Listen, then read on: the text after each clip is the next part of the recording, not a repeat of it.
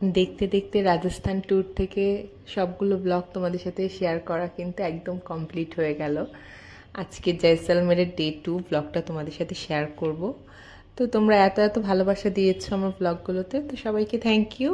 আর day 2তে আমরা ফার্স্টে যেটা দেখব সেটা হলো পটওয়া কি হাভেলি। তো ভীষণ সুন্দর একটা আর্কিটেকচার, এটা কিন্তু একটা রিয়েল রেসিডেন্সিয়াল প্রপার্টি যেটা 60s টাইমে ইউজ করা হতো। পটওয়া কি হাভেলি কমপ্লেক্স, এই পুরোটাকে বলা হয় হলো কমপ্লেক্স এরিয়া। আর এটা এন্ট্রি ফি কিন্তু ছিল 150 টাকা। তো এটা তৈরি হয়েছিল 1805 সালের দিকে শুরু হয় কাজ, আর 1860 সালে গিয়ে এটার কাজ ফিনিশ হয়। তো মোটামুটি 55 ইয়ার্সের মতো লেগেছিল কিন্তু এই পুরোটা হাভেলি তৈরি করতে। আর এটা যিনি করেছিলেন ওনার নাম ছিল কোমলমল বাসনা। তো উনি আসলে একজন বিজনেসম্যান ছিলেন এবং ওনার ছিল আসলে 5টা ছেলে। তো 5টা ছেলের জন্য উনি পরপর এখানে 5টা এরকম হাভেলি তৈরি করেছেন, যার কারণে এটা হাভেলি কমপ্লেক্স। তো ভেতরে আর্কিটেকচার দেখেই বুঝতে পারছো, এত সুন্দর কাজ দেখেই বুঝতে পারছো যে উনি একজন অবশ্যই রিচ ম্যান ছিলেন। তো ওনার সম্পর্কে আমি তোমাদেরকে একটু বলি। সেটা হলো যে উনি যে বিজনেস করতেন সেটা ছিল টেক্সটাইলের বিজনেস। আর 19th সেঞ্চুরিতে উনি জয়সলমেরের সব থেকে বড় বিজনেসম্যান ছিলেন। ওনার শুধু জয়সলমেরেই 35+ শোরুম ছিল। এছাড়াও উনি ভিয়েতনাম, কম্বোডিয়াতে 350-র ওপরে কিন্তু ওনার যেটা আর কি বলে শোরুম, সেটা কিন্তু ছিল। তো বুঝতেই পারছো কতটা রিচ উনি ছিলেন। এবং 20th সেঞ্চুরির টাইমে যখন এখানে অবস্থা খারাপ হয়ে যায়, এরপর উনি আসলে এখান থেকে চলে যান এবং ওনার এই হাভেলিগুলোর জন্য একটা কেয়ারটেকার রেখে যান।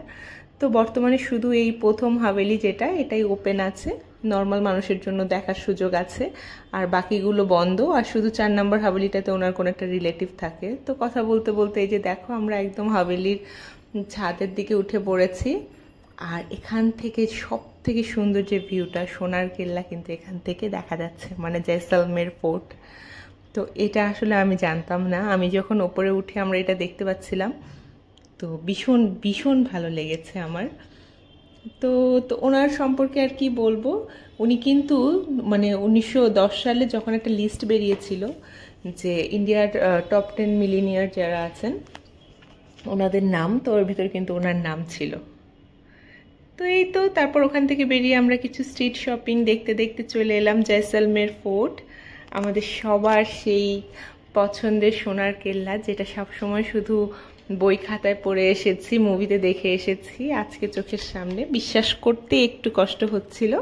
তো ফার্স্টে একটা টিপস দিয়ে দিই, তোমরা যারা জয়সলমের ঘুরে দেখবে তোমরা কিন্তু অবশ্যই ট্রাই করবে যে অটোরিকশা করে দেখতে। না হলে কার নিলে কি হবে বলো তো, তোমাদের টাকা বেশি লাগবে ঠিকই, বাট তোমরা কিন্তু সব জায়গায় কার নিয়ে ঢুকতেও পারবে না, কারণ রোড খুবই ন্যারো।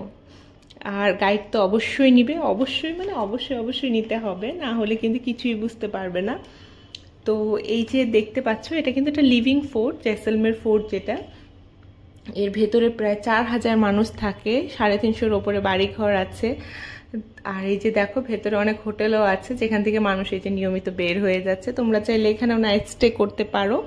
1750 সালের দিকে আসলে এই জয়সলমের এই ফোর্টটা বানানো হয়েছিল। জয়সলমের দেব বলে একজন রাজা ছিলেন, উনি এটা আর কি বানায়, আর ওনার নামে কিন্তু এই জয়সলমের শহরটার নামকরণ করা হয়েছে।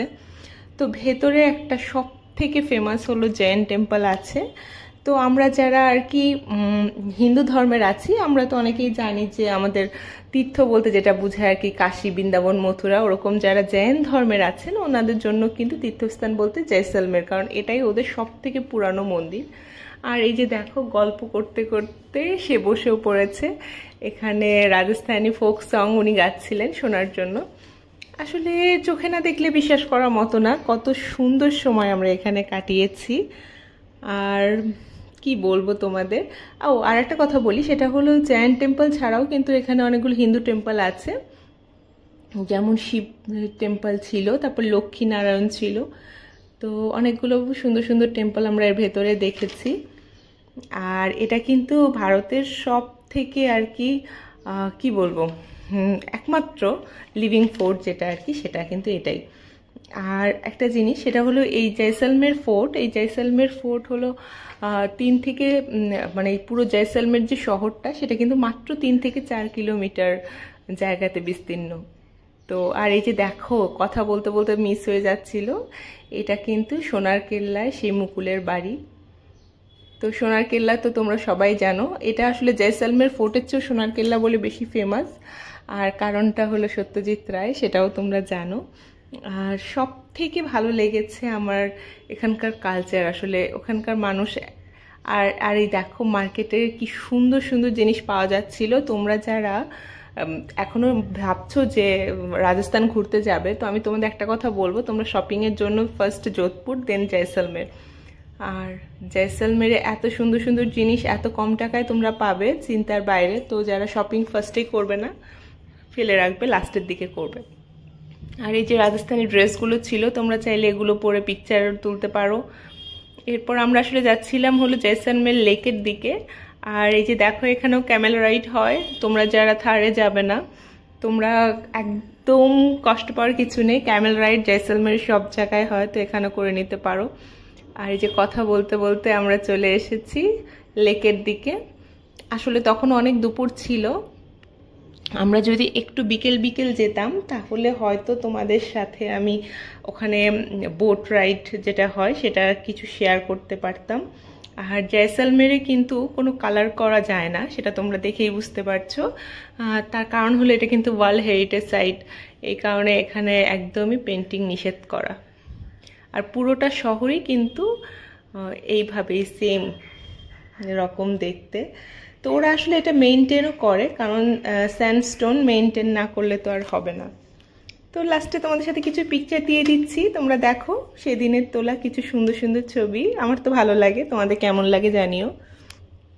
আর জানো কিছু জায়গা এমন থাকে যেখানে এসে মনে হয় কোনো বই বা গল্পের চলে এসেছি, যেখানে সব কিছু শোনার মতো চমকে ওঠে, যেখানে বাড়ি ঘর থেকে শুরু করে সব কিছু মাটি থেকে শুরু করে সোনা, সব কিছু মনে হয় যে সোনা দিয়ে তৈরি। জয়সলমের হয়তো এমনই একটা জায়গা যেখানে হয়তো আমি 2 দিন ছিলাম, বাট ফিরে যাচ্ছি অনেক অনেক হিস্ট্রি সাথে করে নিয়ে, অনেক অনেক মানুষের সাথে সুন্দর কিছু সময় কাটিয়ে, আর নতুন নতুন ফুড ট্রাই করে। তো দেখা হবে খুব তাড়াতাড়ি তোমাদের সাথে নতুন কোনো একটা ট্রাভেল ব্লগে। তো অপেক্ষা করো, আর ভালো লাগলে একটু সাবস্ক্রাইব করে দিও। Thank you.